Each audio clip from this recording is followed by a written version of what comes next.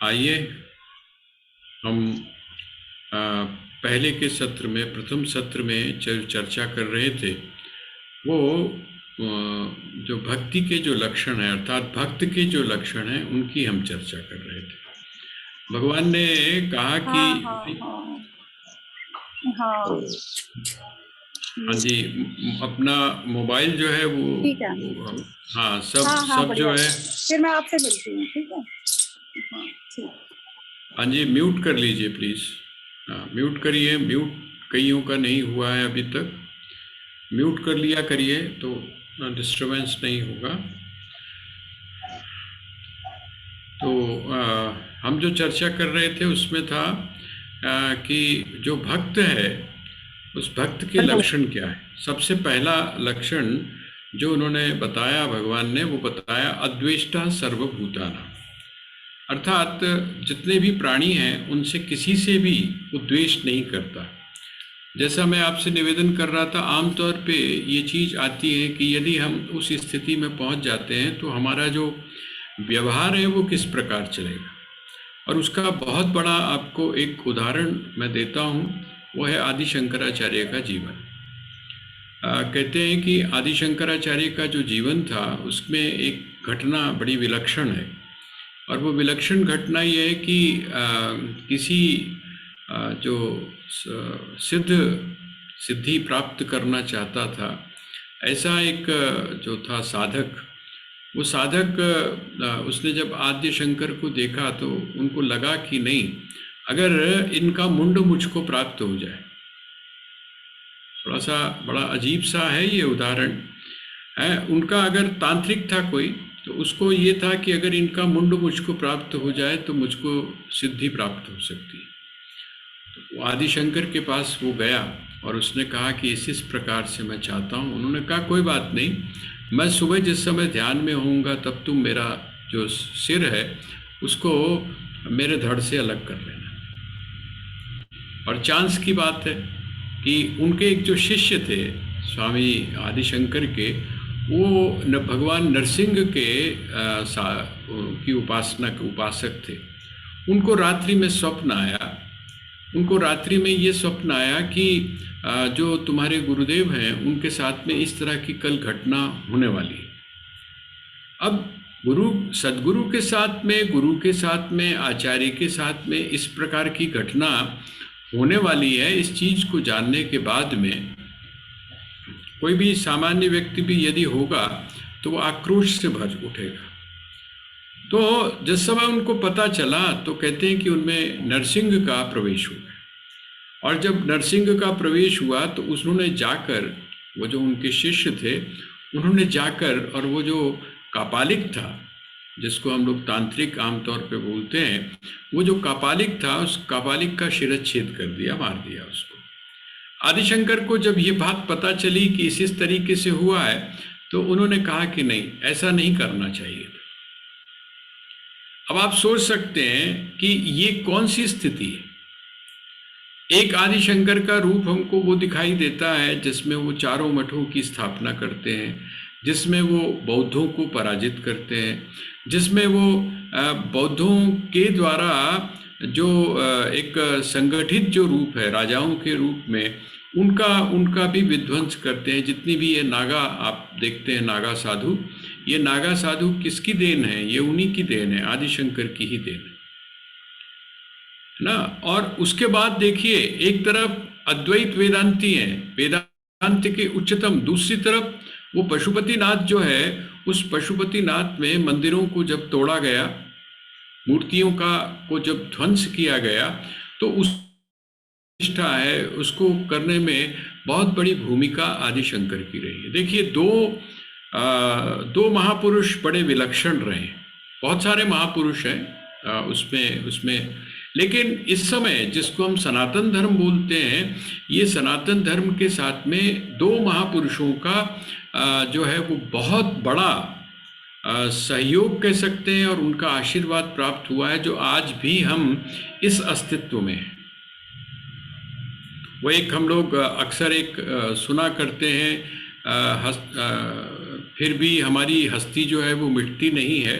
जबकि सारा जो जहान है अर्थात पूरा जो विश्व है वो किसी ज़माने में हमारा दुश्मन रहा। ऐसा ऐसा एक हम बड़ा शेर सुनते हैं, लेकिन जो वास्तविकता है वो वास्तविकता जब आप देखेंगे तो आध्यात्मिक धरातल पर अर्थात धार्मिक धरातल पर और उसके बाद में राजनीतिक धरातल पर और कूटनीति के आधार पर, ताकि हम अपने देश की, अपनी संस्कृति की, अपने राष्ट्र की रक्षा कर सकें, इन दो महापुरुषों की बड़ी विशेष भूमिका है और इसको हमें जरूर पढ़ना चाहिए। दोनों आदि शंकर के बारे में हम सभी को जानना चाहिए, किस प्रकार उन्होंने ये, जिसको आप बद्रीनाथ बोलते हैं, आपको आश्चर्य होगा कि खंडित मूर्ति का जो कोई स्थापना नहीं की जाती है, लेकिन जो बद्रीनाथ के अंदर जो मूर्ति की स्थापना है वो आदि शंकर ने 3 बार उन्होंने डुबकी लगाई और 3 बार वहाँ से जो मूर्ति निकल के आई उसी मूर्ति की स्थापना वहाँ पर की गई।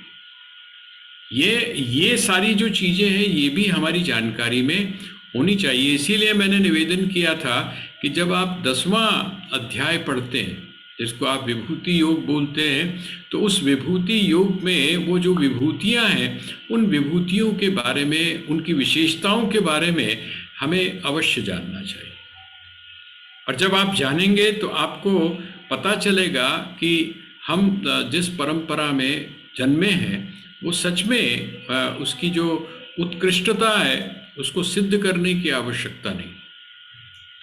तो ऐसे जो, तो पहला कौन सा है, वो कहते हैं कि अद्वेष्टा सर्वभूतानां, कहते हैं किसी से द्वेष ना हो। ये तो हो गया ना हो, अद्वेष्टा न द्वेष्टा अर्थात किसी से द्वेष का ना होना। और कहते हैं क्या हो, मतलब द्वेष नहीं होना चाहिए, ये बात तो समझ में आ गई, लेकिन ये तो नेगेटिव अप्रोच हो गई ना कि ऐसी चीज नहीं होनी चाहिए। होनी कौन सी चीज चाहिए, तो वो 2 चीजें उन्होंने बताई, मैत्रः करुण एवच। क्या हो, तो कहते हैं मैत्री। मैत्री का अर्थ क्या होता है, मैत्री का अर्थ होता है मित्रता। और जो मित्रता होता है उस मित्रता को अगर हम और व्यापक अर्थ में लें, मित्र शब्द का अर्थ क्या होता है, जो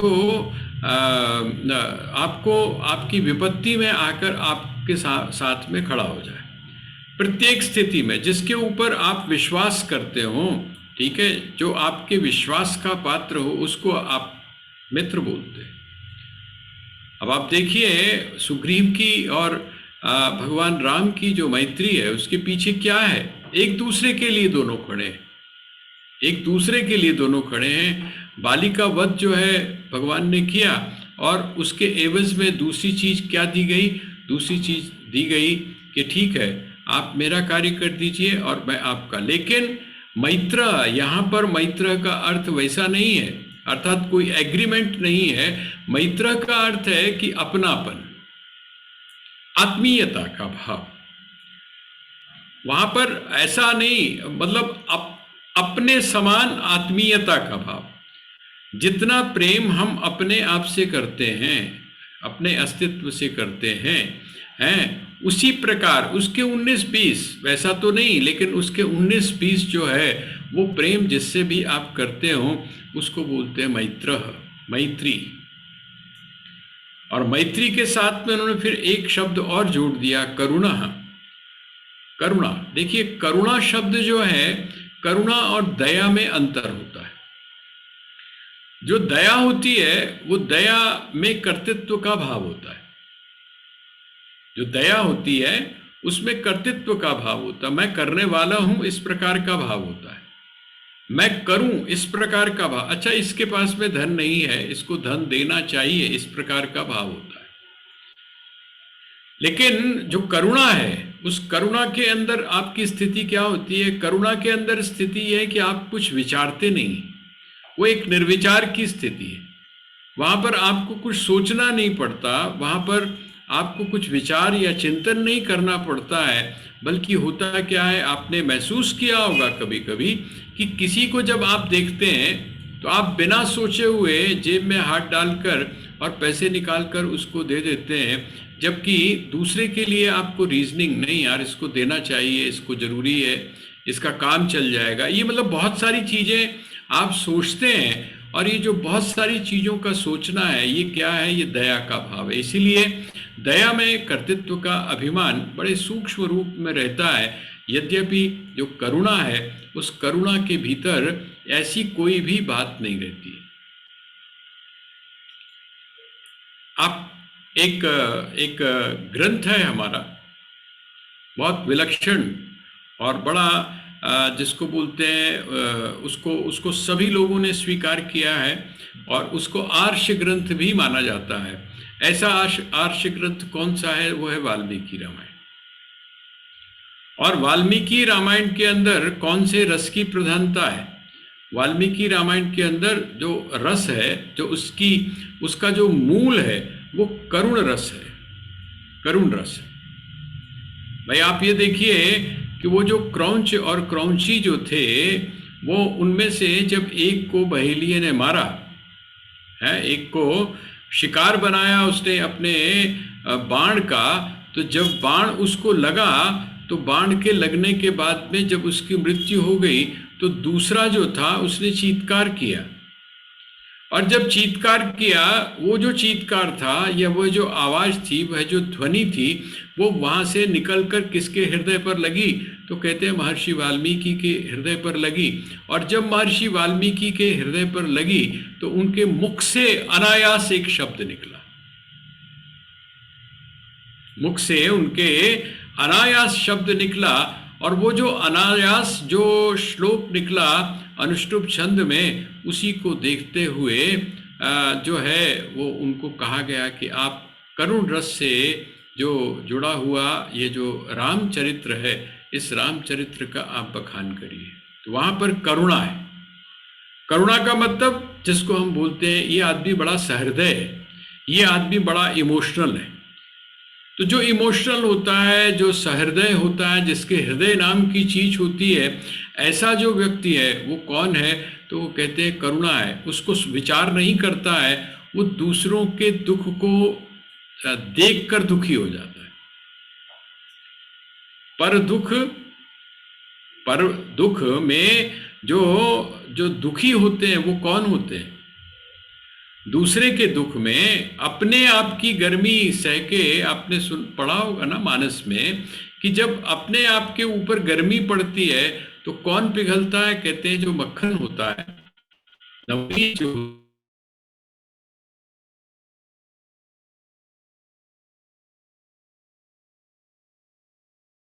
है वो गलना शुरू हो जाता है। लेकिन जो संत है, वो संत का हृदय नवनीत से भी ज्यादा सॉफ्ट होता है।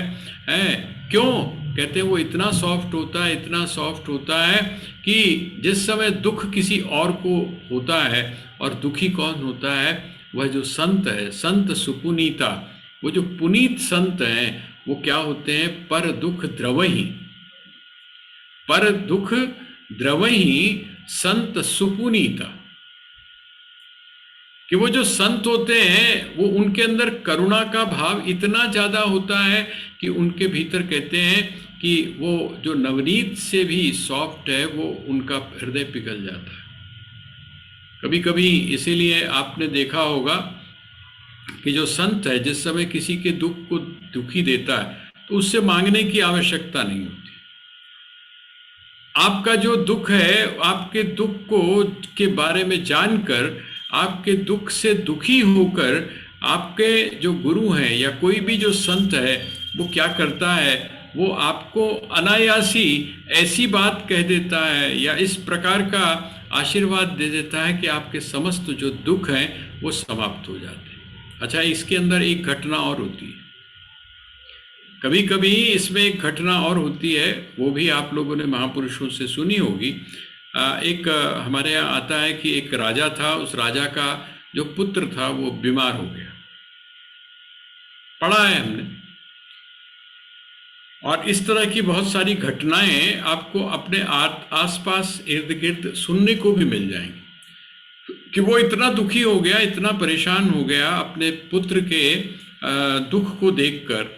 बार बार उसको बुखार होता था, और एक बार तो बुखार इतना हो गया कि वो मूर्छित हो गया, बेहोश हो गया। उम्मीद नहीं थी, वैद्यों ने कहा कि जी दवा काम नहीं करेगी, इस समय अगर कोई चीज़ काम कर सकती है तो वो दुआ कर सकती है। उसने क्या किया, कहते हैं उसने वो जो उसका पुत्र था उसके चारों तरफ उसने चक्कर लगाए, और चक्कर लगाने के बाद में उसने प्रार्थना की, और प्रार्थना क्या की कि इसका जो रोग है वो मुझको लग जाए, इसका जो रोग है वो मुझको लग जाए। और कहते हैं आश्चर्य घटित हुआ वहां पर।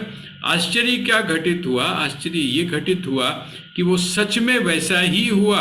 उसका जो पुत्र था वो ठीक होना शुरू हो गया, और वो जो रोग था वो रोग पिता के पास में ट्रांसफर कर गया, पिता के पास चला गया। पिता जो है वो कुछ समय के बाद में उसी रोग से मृत्यु को प्राप्त हुए, और पुत्र जो था वो बिल्कुल ठीक हो गया। यहाँ की ही बात नहीं है। मैं एक जगह पढ़ रहा था, एक बौद्धों का टेम्पल है जापान के पास में। वहाँ पर तो बड़ा विलक्षण हुआ था, पैरासाइकोलॉजी का केस आया था सामने। वो उसमें तो इतना विलक्षण हुआ कि पुत्र जो है उसको कैंसर है, पुत्र को कैंसर है, और माँ जो है वो वहाँ पर जाकर प्रेयर करती है, रोज प्रेयर करती है। डॉक्टर्स ने बेटे के लिए मना कर दिया है कि इसको अब ये ठीक नहीं हो सकता है। और वो कुछ समय के बाद में क्या हुआ, जो समय डॉक्टर्स ने दिया हुआ था कि इतने समय से ज़्यादा ये जीवित नहीं रह सकता है, और उससे जब ज़्यादा समय बीत गया तो उन्होंने जाकर दिखाया, डॉक्टर को जाकर दिखाया कि आपने तो कहा था कि इतने समय तक है इसके पास। और जब डॉक्टर्स ने चेक किया तो उसने कहा कि ये तो पहले से ठीक होता जा रहा है, कंपैरेटिवली ये ठीक हो रहा है, ये रोग बढ़ नहीं रहा है। बल्कि आश्चर्य की बात यह है कि ये ठीक हो रहा है, और बिना किसी दवा के, बिना किसी मेडिसिन के ठीक हो रहा है। बड़ा आश्चर्य हुआ उसको। और कुछ समय के बाद में पता चला कि उसके जो माँ थी, उनके माँ की पेट में दर्द शुरू हुई, और जिस समय वहाँ पर जाकर उसको टेस्ट करवाया गया तो वो जो उनके बेटे को जो कैंसर था, वो कैंसर माँ के उसी स्थान पर शुरू हो गया था जहाँ पर बेटे के था।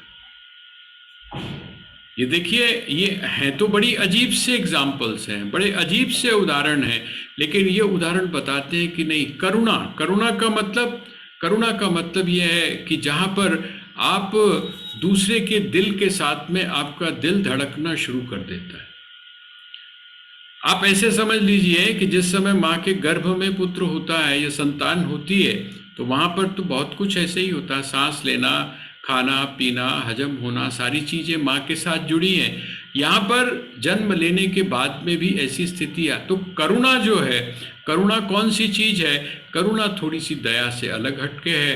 करुणा जो है वो रीजनिंग से परे है, वो विशुद्ध रूप से एक ऐसा भाव है जिस भाव में अनन्यता हो जाती है, अन्यता नहीं, भिन्नता नहीं रहती है, बल्कि अभिन्नता और तादाद में हो जाता है।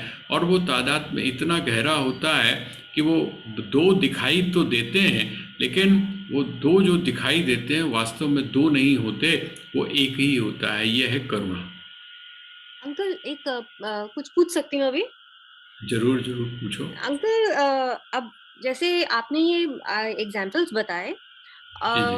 और जो कल बात चल रही थी कि हम तो निमित्त मात्र हैं, हम तो मतलब सब चीजें पहले से ही तय हैं, ऐसा ही होना है।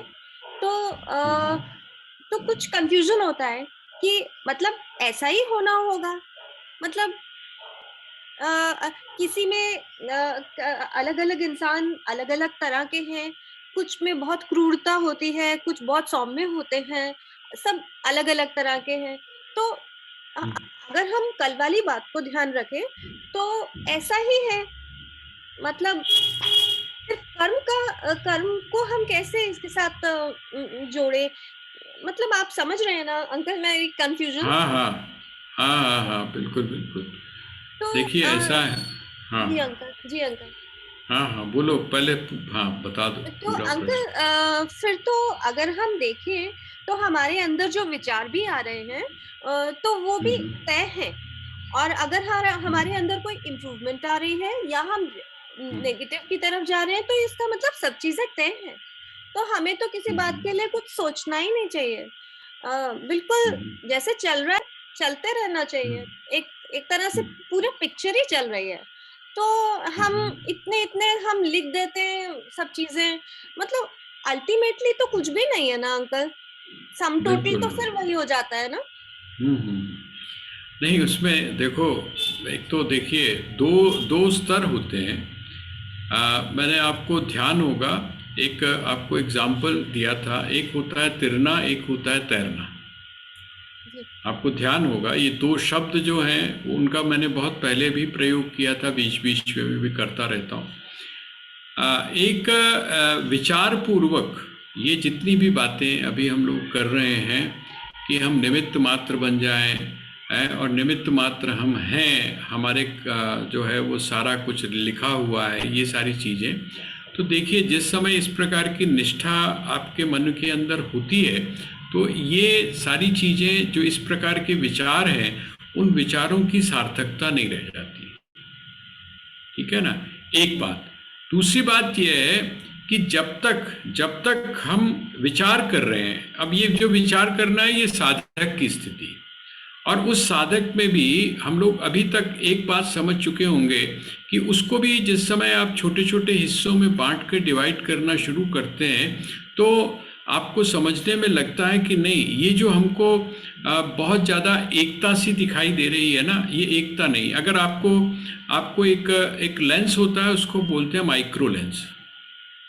कैमरे में एक लेंस होता है, उसको बोलते हैं माइक्रो। माइक्रो का अर्थ क्या होता है कि आप उसकी जो मिनिमम जो एक डिस्टेंस कितनी रखनी चाहिए वो बहुत कम होती है।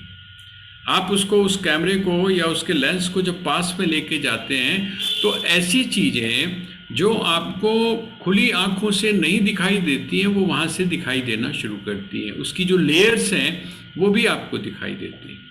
तो यहाँ पर भी क्या है कि जिस समय हम सैद्धांतिक तौर पर विचारपूर्वक इन सारी चीज़ों के बारे में सोचते हैं, है ना, तो हमें कन्फ्यूज़न होता है। लेकिन जब हम उसको रियलाइज़ कर लेते हैं, तो वो जो दोनों चीज़ें हैं, अभी जो आपको दिखाई दे रहा है वो, और जो वास्तविक है, उन दोनों का आपको अंदाज़ा सही प्रकार से लग जाता है। ये जो एक बात हम कहते हैं ना कि सब कुछ सुनिश्चित है, तो अगर सब कुछ सुनिश्चित है तो फिर हमारे यहाँ जो शास्त्रों में विधान किया गया कर्म का जो विधान किया गया, उसकी कोई सार्थकता नहीं रह जाती। लेकिन ये जो कर्म का विधान है, ये किसके लिए है? आपको ऐसा कर्म करना चाहिए, ये किसके लिए है? ये उसके लिए जो अभी साधक है, जो सिद्ध पुरुष है, उसके लिए इन सब चीज़ों की कोई आवश्यकता नहीं है। ये थोड़ा सा जो बहुत बारीक जो एक अंतर है, वो अंतर समझने की हमको आवश्यकता है। ये दोनों ही चीज़ें अपनी अपनी जगह सही हैं, दोनों चीज़ें अपनी अपनी जगह सही हैं। बस जिस समय हम इसको बिना समझे हुए एक दूसरे के साथ में जोड़ देते हैं, ये बिल्कुल ऐसे ही है जैसे पुरुषार्थ और भाग्य की जब हम बात करते हैं, तो वो जिस तरह से आपको थोड़ा सा उलझाता है, भाग्य के हिसाब से चलते हैं तो पुरुषार्थ बेकार लगता है, पुरुषार्थ के हिसाब से अगर चलते हैं तो भाग्य हमको बेकार लगता है। लेकिन उसके बीच में से एक लाइन ऐसी है जो आपको बताती है कि बहुत कुछ ऐसा है जो लिखा हुआ है, लेकिन बहुत कुछ ऐसा है जिसमें आप थोड़ा सा परिवर्तन भी कर सकते हैं, है ना। ये दोनों संभावनाओं को नकारा नहीं जा सकता है। तो ये जो संभावना है, आप एक किसी भी थॉट के ऊपर या किसी भी सिद्धांत के ऊपर आप रिजिड नहीं रह सकते, उसके मनुष्य, खास करके मनुष्य के लिए। बाकी जो हैं, जो प्राणी हैं, हम लोग बार बार एक शब्द का प्रयोग करते हैं कि जो मनुष्य योनि है, ये कर्म योनि भी है और भोग योनि भी है।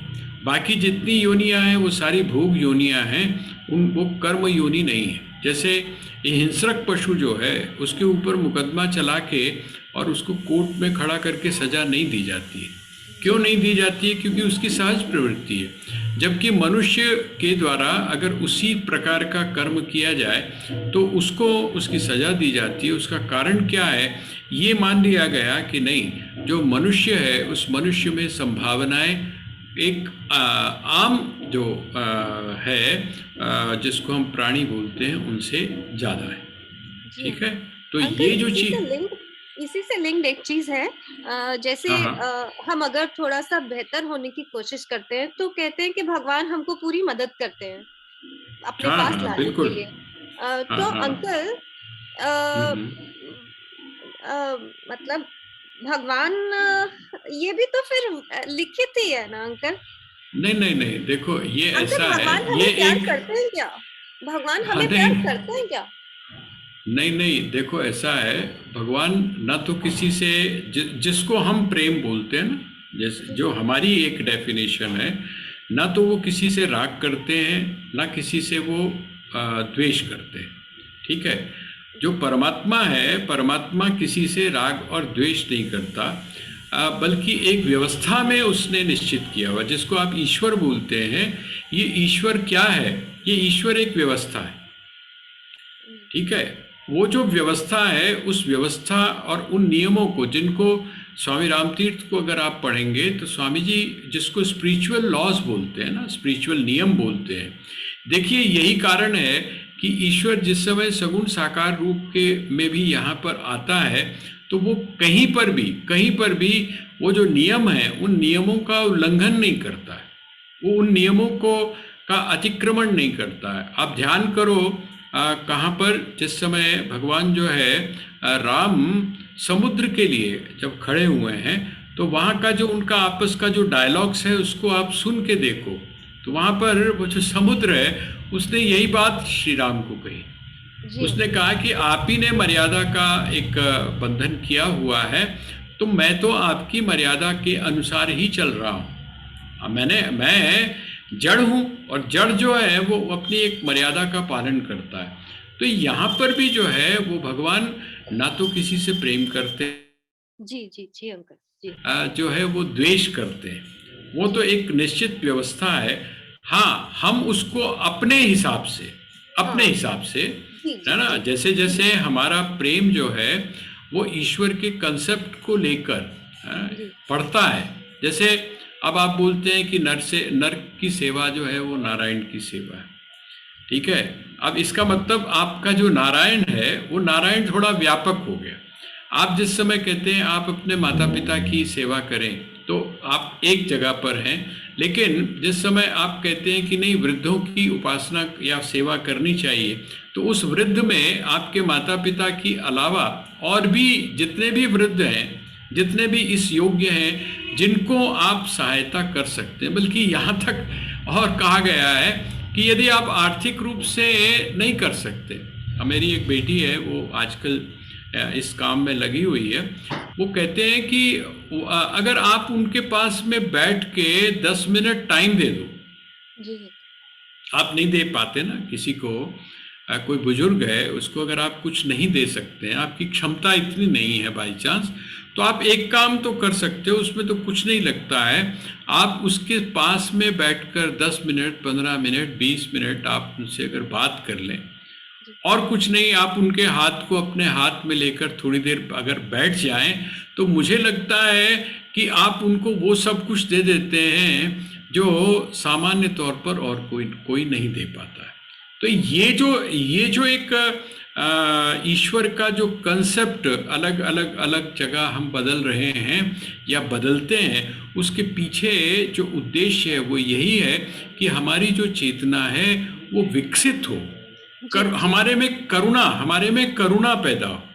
जी और अगर हमारे में करुणा नहीं है, देखिए, अगर हम में द्वेष की भावना है ना, अगर हमें मैत्री का अभाव है ना, और यदि हम में जो तीसरी चीज यहाँ पर बताई करुणा का अभाव है, तो हम भक्त नहीं है। भक्त का अर्थ होता है जिसमें ये तीनों चीजें और साथ में निर्ममो,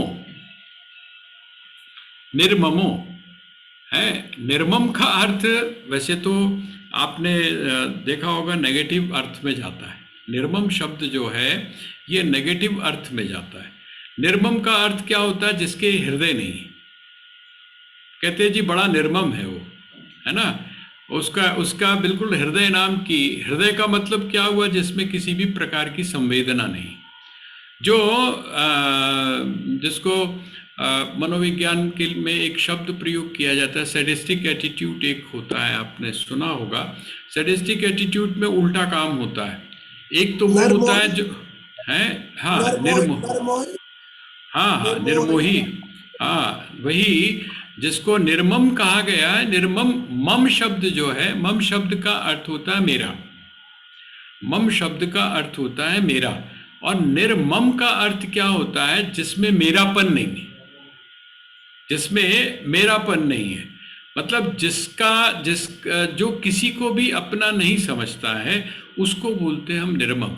और जिस समय आप किसी को अपना समझते हैं तो वो उसका दुख आपसे सहा नहीं जाता है, लेकिन जब आप किसी को अपना नहीं समझते हैं और बल्कि उसके प्रति आप दूसरी तरह की भावना रखते हैं, तो उसके लिए कहा जाता है सैडिस्टिक एटीट्यूड। सैडिस्टिक एटीट्यूड में क्या होता है? स्वामी राम ने इसका वर्णन किया है। उस रेफरेंस तो थोड़ा सा दूसरा है, लेकिन उसका जो वर्णन है वो कहते हैं एक व्यक्ति था, वो क्या किया करता था, मुर्गे लेता था, मुर्गा, और उसके ऊपर मिट्टी का तेल छिड़कता था और उसको आग लगा देता था। और जब वो तड़पता था तो उसको बड़ी खुशी मिलती थी। इसी तरह से आपने एक और व्यक्ति अभी हमारे संदर्भ में हुआ है, अभी कुछ ही वर्षों पहले आपने नाम सुना होगा, युगांडा का जो प्रेसिडेंट था ईदी अमीन, आपने नाम सुना होगा ईदी अमीन। उसका मैं पढ़ रहा था एक जगह, मर्सी ऑफ ईदी अमीन, मर्सी ऑफ, उसका आया था कि वो कितना दयालु था। उसने उसकी दयालुता का वर्णन करते हुए एक ने कहा कि एक बार वो घोड़ों के ऊपर जा रहा था, हाथ में उसके बर्छी थी, है ना, तो वो जो बर्छी थी तो घोड़े के ऊपर जाते जब तेजी से जा रहा था तो सामने उसने देखा कि बच्चा जो है, वो बच्चा घोड़े के पैरों के नीचे जब आने लगा तो उसने बर्छी से उसके सीने के अंदर वो जो बर्छी थी वो घुसेड़ दी और वो बच्चा जो है वो मर गया। बच्चा मर गया तो उससे लोगों ने कहा कि आपने ये क्या किया है? कहते हैं कि घोड़ों के पैर के नीचे कुचल के मरता तो बड़ा पीड़ित होता, तो मैंने उसके ऊपर दया दिखाई है कि मैंने अपनी बर्छी से उसको तत्काल मार दिया। ये क्या चीज है? ये है निर्मम होना। लेकिन इसको यहाँ पर जो भक्ति के रूप में दिया गया है, निर्मम का अर्थ होता है उसका अपना जो है वो कोई एक नहीं होता। निर्मम का अर्थ क्या है? जिसमें ममता, मतलब किसी एक के साथ में जुड़ी हुई ममता नहीं होती है, बल्कि निर्ममता का अर्थ क्या है? उसके सारे ही अपने होते हैं। ये थोड़ा सा देखिए, शब्द एक ही है, शब्द जो है वो एक ही है। निर्मम है कि मेरा कोई नहीं है, एक तो ये है, और दूसरी तरह उसको भी निर्मम कहा गया है जिसके मन में ये धारणा है कि नहीं, कोई एक व्यक्ति मेरा नहीं है। जैसे आप बोलते हैं ना कि वसुधैव कुटुंबकम, कुटुंब का अर्थ क्या है? हम दो, हमारे दो, कहते नहीं, ऐसी बात नहीं है। ये समस्त सृष्टि ही मेरा क्या है? ये सारी सृष्टि ही मेरा परिवार है। ये भी देखिए निर्ममता है। तो यहाँ पर जब भक्त के अंदर कहा गया तो भक्त के क्या है? सभी मेरे हैं। स्वामी राम का जो मुझे सबसे अच्छा लगता है उनका जो एक कोटेशन है, बहुत सारी कोटेशंस हैं, उन्होंने अपने बारे में राम के साथ में जोड़कर बहुत सारी बातें कही हैं, लेकिन जो ये वाली जो स्थिति है जिसका वर्णन यहाँ पर किया जा रहा है वो कौन सी है? वो कहते हैं राम सबका है, सब राम के। राम सबका है, सब राम के हैं। इसका मतलब क्या है कि राम किसी एक व्यक्ति का नहीं है, राम सबका है और सब राम के हैं। इसका मतलब किसी एक को राम अपना नहीं मानता है, बल्कि सभी को राम मानता है। ये जो एक धारणा है, ये जो एक भावना है, ये किसमें होती है? कहते हैं जो भक्त होता है उस भक्त के अंदर हुआ करती है। तो हमने कितने लक्षण अभी तक पढ़े हमने? अद्वेष्टा सर्वभूतानाम, 1 मैत्रः, 2 करुण और करुणा, और इसके बाद में कहते हैं निर्ममो, अर्थात ममत्व का अभाव, किसी एक के साथ में अपने आप को जोड़कर ये मेरा है ऐसा न कहना, बल्कि सब मेरे हैं इस प्रकार की भाव। निर्ममो निरहंकार, निरहंकार अर्थात उसमें किसी भी प्रकार का अहंकार नहीं होता है। निरहंकार अर्थात उसमें किसी भी तरह का अहंकार नहीं होता। देखिए अहंकार, अहंकार जो शब्द है अहंकार जो शब्द है वो अपने आप में बड़ा विलक्षण है। अहंकार जिससे अहम बनता है, हमारा और आपका जो अहम है उसको यदि आप देखेंगे तो जो बच्चा होता है ना, छोटा बच्चा है, उसका जो अहम है और हमारा जो अहम है, हम लोग क्या बोलते हैं कि जब बच्चा पैदा होता है तो कैसा होता है?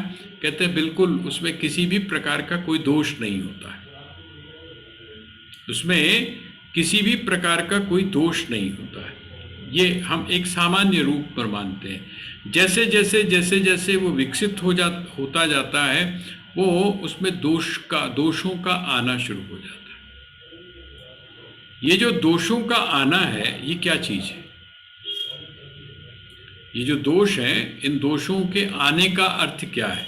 कहते हैं इन दोषों के आने का अर्थ क्या है? पहले उसका जो अहम होता है वो शुद्ध होता है, पहले उसका अहम शुद्ध होता है, लेकिन फिर धीरे धीरे धीरे धीरे क्या होता है? उसमें अहंकार, उसमें जो अहम है चीज़ों के साथ में जोड़कर जो उसमें विकसित होता है ना। जैसे एक आपने देखा होगा जो बच्चे हैं, आप जरा बच्चों की अगर बिहेवियर को देखेंगे, उनको व्यवहार को देखेंगे तो आपको बड़ा समझ में आता है। एक गरीब जो बच्चा है उसके मन में वो जो छोटा सा बच्चा है वो कोई गरीब शरीफ नहीं है ना, उसको यदि आप देखेंगे तो वहाँ पर ना तो कोई गरीबी का भाव है।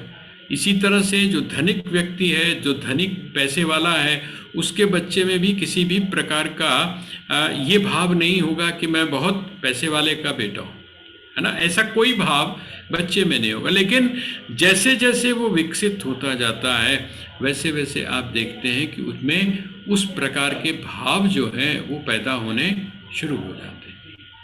ठीक है, ये